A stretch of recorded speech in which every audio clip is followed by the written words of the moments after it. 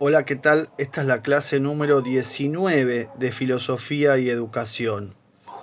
Estamos en el último eje del programa, el cuarto, problemas contemporáneos, analizando cuestiones del siglo XXI. Venimos de hablar de la modernidad líquida o la posmodernidad líquida de Bauman y esta cuestión de la revolución permanente en la educación.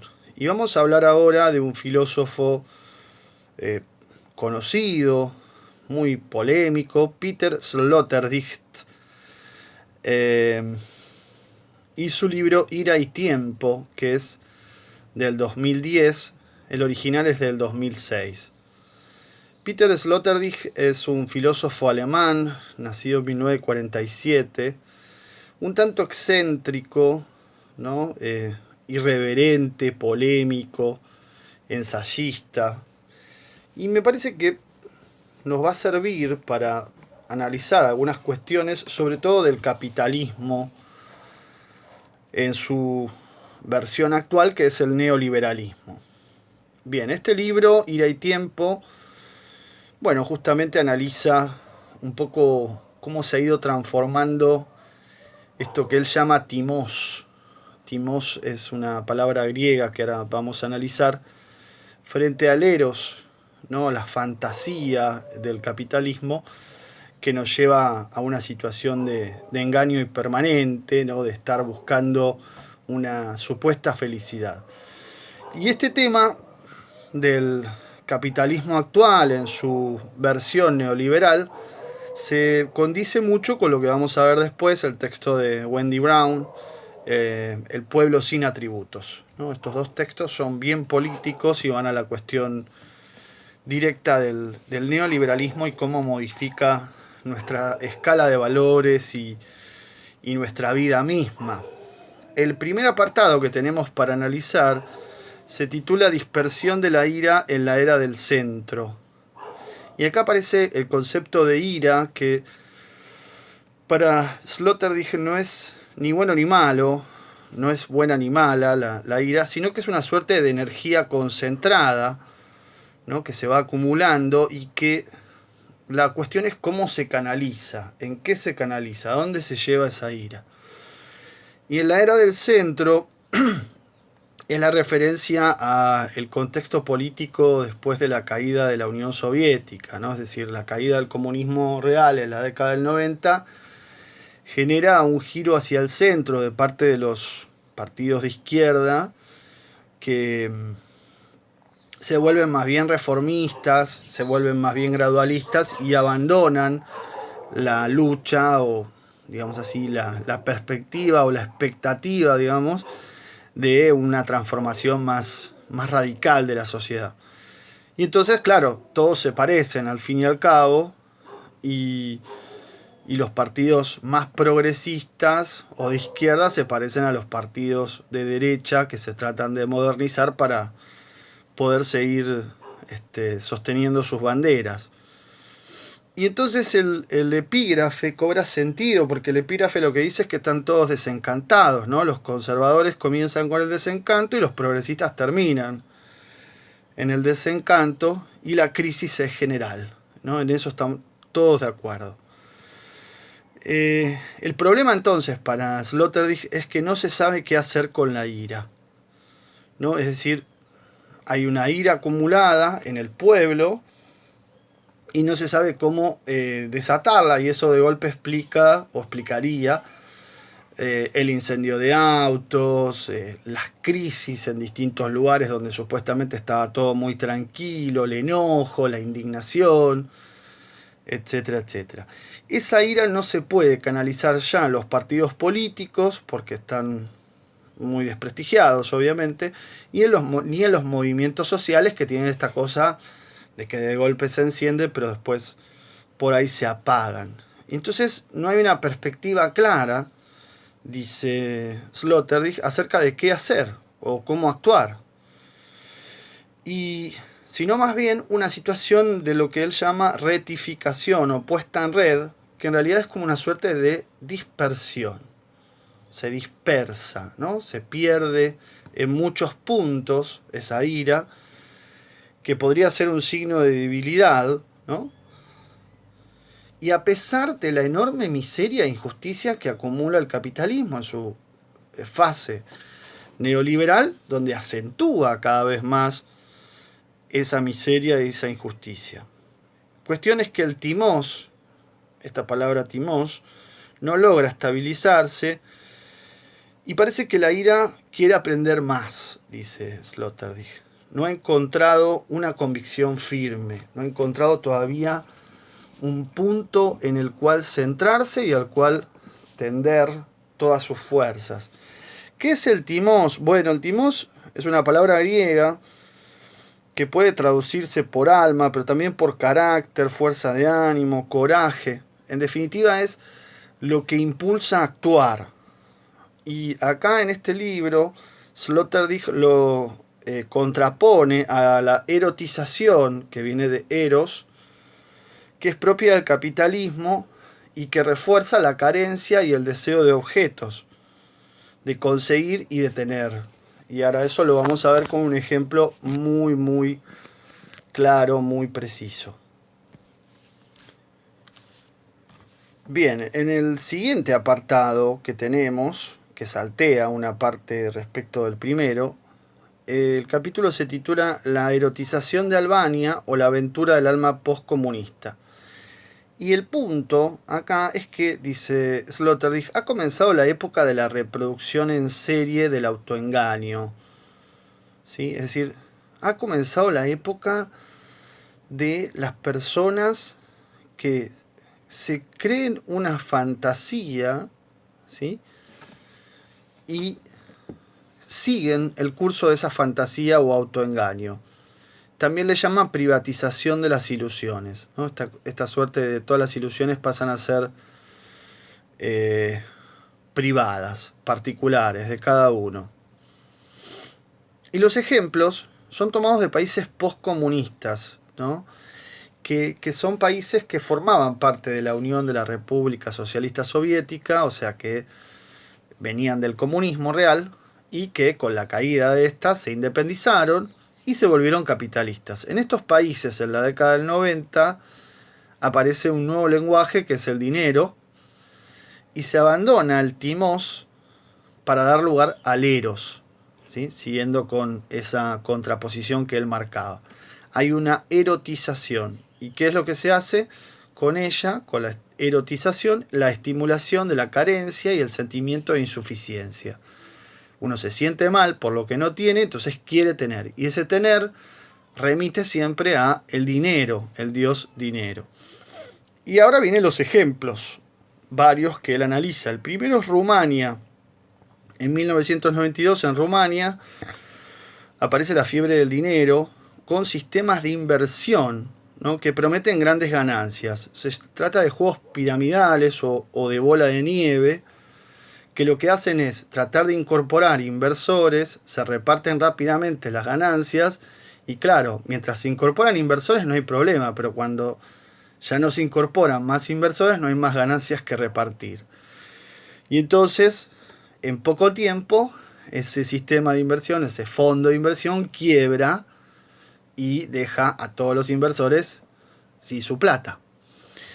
Esto es una estafa lisa y llana que se hace en los países comunistas porque claro, piensen ustedes, estos países comunistas no conocían el capitalismo, siempre digamos que siempre aparece como el lugar de las oportunidades, del triunfo y qué sé yo, y claro, y cuando lo conocen esto, ¿no? Que terminan siendo engañados.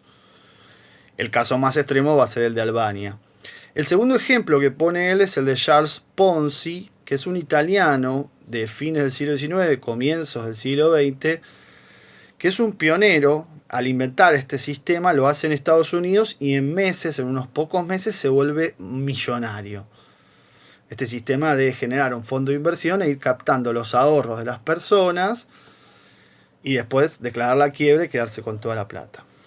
Después el ejemplo 3 que pone es un ejemplo de Rusia, de Sergei Mavrodi, también en 1994 quiebra. Y el cuarto, que es el que analiza más detalladamente, es el ejemplo de Albania. Aunque de hecho pasó también en otros países que salieron del comunismo y que fueron engañados por estos fondos, distintos fondos de inversión con nombres curiosos, como por ejemplo el primero creo que era Caritas. No recuerdo si se llama Titán o algo así, tienen nombres atractivos. En el caso de Albania, es el país más pobre de Europa. Y claro, en este caso se pudo extender un poco más de tiempo, entre 1994 y 1996, y pese a que se hicieron estafas en países que estaban ahí cerca, digamos, en Europa del Este, ¿no? El país cayó en una psicosis, en una avidez, ¿no? La palabra avidez es clave, este deseo desenfrenado de algo. Y entonces más de la mitad de la población invirtió en estos fondos y tenían cierta credibilidad porque se publicitaba en la tele. ¿Qué lugar le cabe a los medios de comunicación? Estos fondos quiebran en 1997 y ahí aparece el desastre, ¿no? Viene el pánico, la decepción, la rabia, caos, saqueos, emigración. Bueno, todo un desastre, como pinta Sloterdijk el caso Albania. Y la solución, entre comillas, es que tuvo que intervenir el Estado. Para los que dicen que, claro, que el Estado no sirve para nada, ¿no? Y entonces a partir de acá propone una serie de reflexiones. El tema es que el capitalismo cae en una suerte de fantasía, la fantasía básica de que el capital, ¿no? Que el dinero engendra dinero y que en su fluidez va a crecer, ¿no? Es como si uno tiene $1, para decir una palabra que suene fuerte, y entonces lo planta y de ese dólar sale más plata, como si pudiéramos tener una planta que dé billetes. Bueno, esto no sucede, pero sí puede suceder, como si fuera por arte de magia, el engaño de que eso suceda.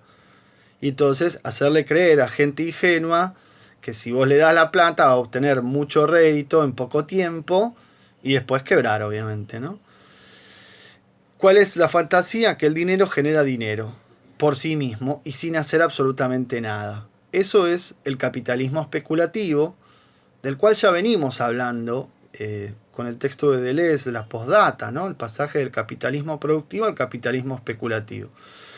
Hay mucho consenso entre los pensadores de esta época de que el capitalismo hoy es puramente especulativo.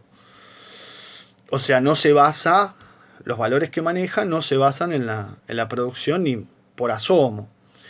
Esta fantasía, además, dice Sloterdijk, tiene asidero, tiene como un fundamento, no está basada en la nada.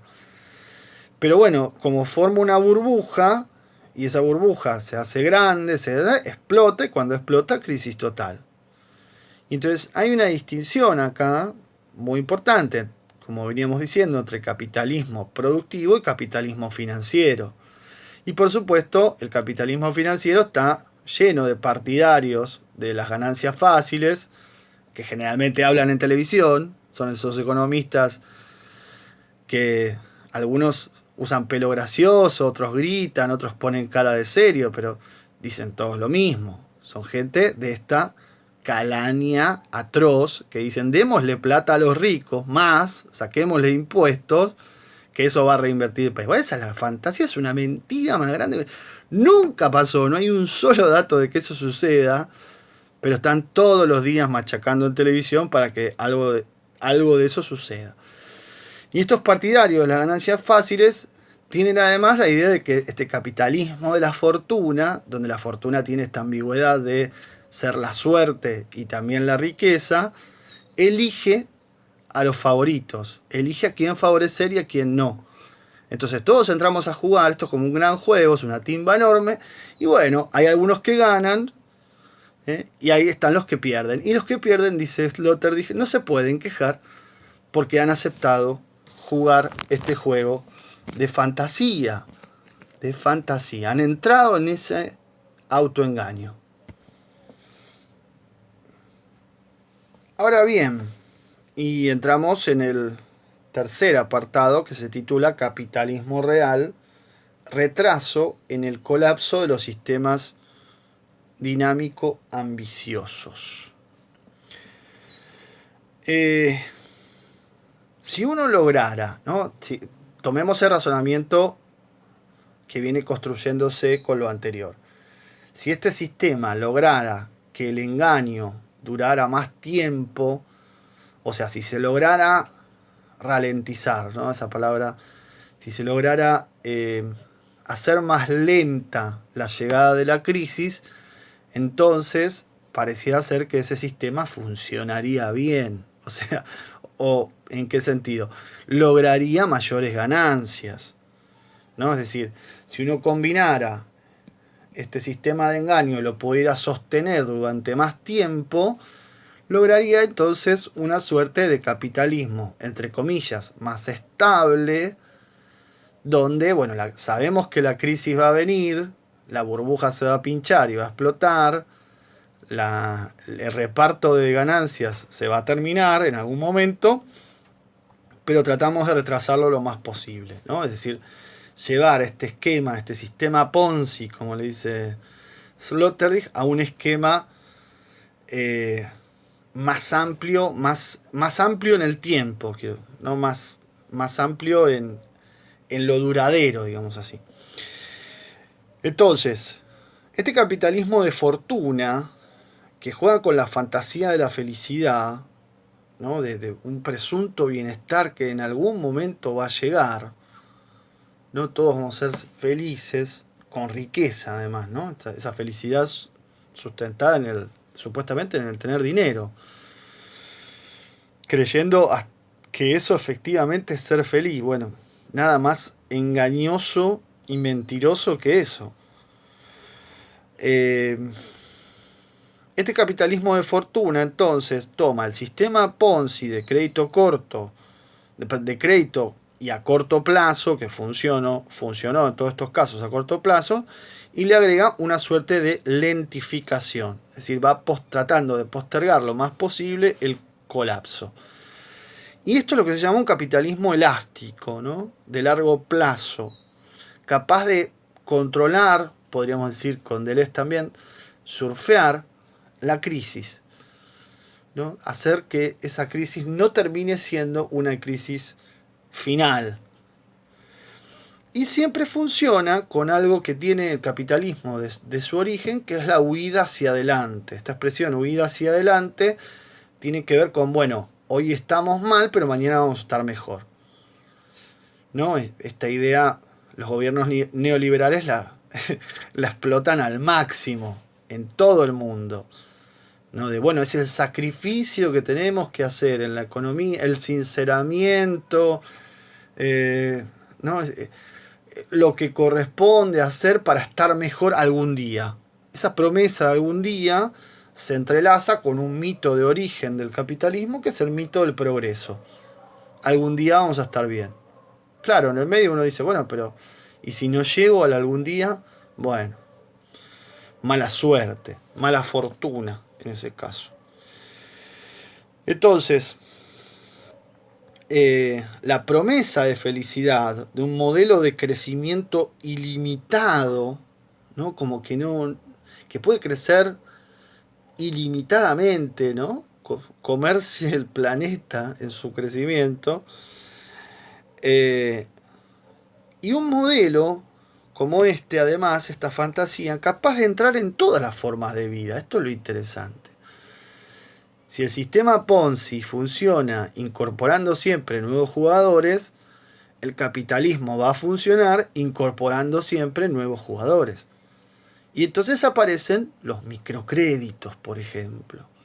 Los créditos para gente que necesita, no sé, en su momento era para pagar la luz, para comer, para lo que sea, cuyas tasas son muy, muy superiores a las tasas, ¿no? Tasas de interés, estamos hablando, de los créditos más grandes. Y entonces, de esta manera, el capitalismo va absorbiendo, va captando y va penetrando, dice, ¿no? Dice Sloterdijk, distintas formas de vida, distintos niveles, todos los niveles de vida, y de distinta manera por esta capacidad de irse adaptando. Ahora, por otro lado, y a diferencia de este juego del capitalismo, los sistemas que no son Ponzi, los sistemas no Ponzi, ¿qué hacen? Bueno, buscan contrapesar los desequilibrios financieros a partir de la intervención del Banco Central, ¿no? Esto es clave, es decir, el Banco Central interviene subiendo, bajando tasas de interés y con eso controla que las fluctuaciones del mercado nos lleven a una crisis total. Bueno, acá lo sabemos muy bien. El Banco Central interviene en el mercado para que el precio del dólar no se dispare, ¿no? Pero al mismo tiempo, este rol cada vez más protagónico de los bancos y del Banco Central, que sería el banco de los bancos, empieza a generar una presión por deudas, ¿no? Esta idea que también veíamos en Deleuze, del hombre no está encerrado, está endeudado. Y este sistema de deudas también genera un sistema de absorción y de sumisión, ¿no? El hombre endeudado es un ser subyugado necesariamente. Pero al mismo tiempo es un ser absorbido, incorporado al sistema capitalista. Y este es el panorama de lo que Sloterdijk llama sociedad de consumo, en donde, claro, ¿cómo hace el sistema para entrar, invadir todas las formas de vida? Bueno, a través de los medios de comunicación. A través de los medios de comunicación. En sus diferentes formas. Desde el cine, la televisión, hasta las redes sociales, ¿no? ¿Y qué fomentan? Fomentan el consumismo. ¿Por qué? Y bueno, porque se preparan los nuevos jugadores que estén siempre dispuestos a la movilidad social y al aprendizaje, ¿no? Tuvimos un ministro de Educación hace un tiempo que decía, ¿no? Hay que jugar con la incertidumbre, ¿no? Con la incertidumbre total. ¿Para qué? Bueno, para estar siempre dispuesto a adaptarse, a reconvertirse, a reinventarse y a reinsertarse en los nuevos esquemas de esta sociedad. Y por ende también hay una suerte, digamos, de descarga en el individuo de la culpa, ¿no? Es decir, yo me tengo que capacitar todo el tiempo para estar acorde a la demanda del mercado, es decir, al puesto laboral al que aspiro ocupar. Y entonces estoy consumiendo en este caso capacitación. Pero también aparece, y esto es muy interesante, dice Sloterdijk, un sentimiento neoaristocrático. ¿No? Es decir, la aristocracia es algo de otra época, ¿no? Es decir, el capitalismo, la burguesía se oponen a la aristocracia, que sostiene que hay diferencias de sangre entre los sectores sociales, ¿no? ¿Qué sería este sentimiento neoaristocrático? El hecho de poder darse lujos, poder derrochar, poder gastar dinero y mostrarlo al punto que el que lo vea esa diferencia social, ¿no? Es decir, soy tan rico, tengo tanto, que puedo hacer una super fiesta, que puedo hacer un super evento, una mega despliegue de riqueza, y lo hago justamente para que los otros vean que son nada frente a mi riqueza. Esta idea, ese es el sentimiento aristocrático, mostrarle al otro, al inferior, todo mi poderío, toda mi riqueza, todo mi estatus social. Y esto se logra justamente por tener avidez, ¿no? Es decir, por ese deseo que nunca se puede colmar, por eso es avidez. Siempre está deseando más, más y más.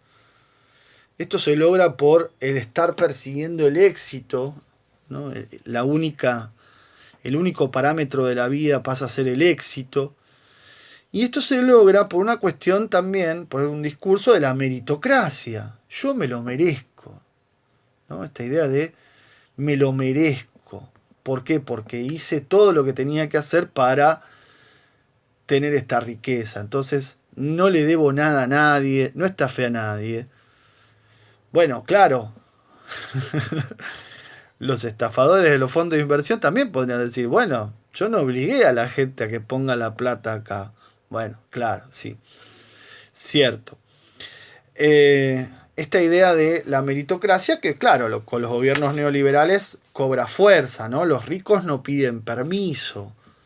Los ricos exhiben su riqueza, te aplastan con ella, te hacen sentir una porquería porque no tenés nada. Y además están convencidos de que ellos merecen ese estatus social, merecen mirarte de arriba, merecen despreciarte.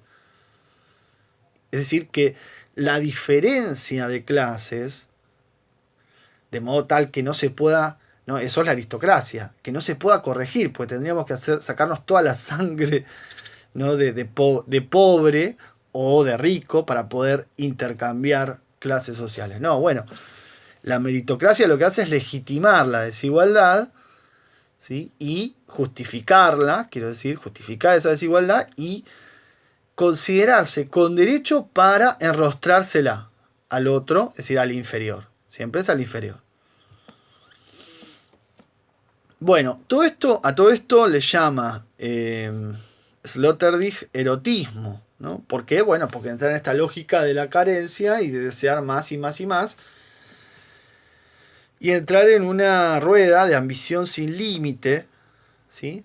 Sin límite, que no se frena nunca, porque esa ambición está resorteada, está empujada, digamos así, por una sensación de me merezco todo esto, pero me merecería más, ¿no? Y esto es muy fuerte en esta época. Me merezco que digan que soy un buen profesor, pero me merezco más que eso, ¿no? Siempre la gente cree mucho más de lo que es, ¿no? Se cree mucho más de lo que es. Cree que no ha sido reconocida en todo el mérito que tiene. Con lo cual, claro, genera esta suerte de ambición sin límite y estar siempre persiguiendo una sombra que no puede atrapar. Pero reproduce, expande, perpetúa la lógica del querer más, que es la clave para que este sistema funcione. Y entonces hay una suerte de clasismo, podríamos decir, donde está la gente bella, los ricos y famosos, los rostros rubios, prístinos, perfectos, frente a las caras horribles del resto que nada aportan, ¿no? Bueno, esta es la sociedad de consumo, este es el engaño del capitalismo mentiroso y esto, dice Sloterdijk, es lo que los albaneses aprendieron. Quizás con cierta dureza, pero bueno, finalmente aprendieron y se dieron cuenta que en eso consiste el engaño capitalista. En la página 230 abajo, cuando habla de los albaneses nuevamente, en la mitad del último párrafo, dice los albaneses, ¿no? Aprendieron lo que para los veteranos del capitalismo es un hecho familiar. La creación cotidiana de los valores posee una inercia propia que no se puede sobrevolar impunemente. Este es el dato fundamental, ¿no? Para que esta maquinaria de engaño, de autoengaño, funcione, es fundamental crear ciertos valores. Valores son aquellas cosas que las personas consideran valiosas, por ejemplo, la avidez, la ambición, el éxito, el tener más, la meritocracia, el clasismo, ¿no? Esto de mostrarle al otro que uno es superior porque tiene más. Todo esto pasan a ser valores positivos. Esto es lo que ha generado este sistema. A partir del consumo, a partir de los medios de comunicación, a partir de esos dos, de todo ese aparataje de la sociedad de consumo, de los medios de comunicación, expandimos estos valores. Y estos valores son los valores que generan un engaño, ¿no? Este es el punto, que engañan permanentemente. Y se cotidianizan, se naturalizan, ¿sí? Casi por una suerte, como dice acá, de inercia propia. Y que no se puede sobrevolar impunemente. Es decir, que este autoengaño va a llegar a un punto en que va a explotar, ¿no? Todo esto, todo este aparataje, por lo que estamos viendo, es la estrategia del capitalismo de ralentizar, ¿no? De amortiguar un colapso que va a venir con todo este tipo de engaños, esta creación de valores, esta sensación de superioridad, de pertenencia, etcétera, etcétera. Con todo ese aparataje se siguen incorporando nuevos jugadores dispuestos a la movilidad social y aprender los gajes del oficio, digamos así, y estar dispuestos a capacitarse más, o como vamos a ver en el caso del otro texto de Wendy Brown, que están dispuestos a hacer por sí mismos una fuerte autoinversión, ¿sí? Y fíjense qué interesante, todo esto tiene que ver con los valores, con qué se le da valor, qué se considera valioso y qué no se considera valioso. Es decir, la no avidez, el fracaso, ¿no? Son cosas que no son valiosas. El no tener ambición, conformismo, son cosas que no son bien vistas en la sociedad. Por eso hay un trastocamiento de los valores gracias a este autoengaño que hace que el capitalismo siga funcionando. Y la crisis, el colapso, que va a venir por la propia burbuja financiera, se postergue, se dilate, tarde un poco más en llegar, ¿sí? Ese es el juego. Bien, bueno, acá hacemos un corte en el texto. En las páginas 231 a 232, en realidad lo que habla también en este punto es de la despolitización, ¿no? Necesaria también para que funcione todo esto.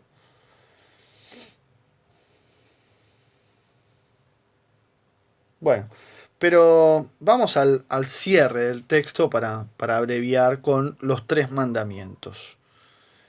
¿Sí? En el último párrafo, que empieza en la página 232 y termina en la 233, habla de 3 mandamientos de esta sociedad de consumo, de este capitalismo de fantasía actual. Y fíjense qué interesante estos 3 mandamientos. El primero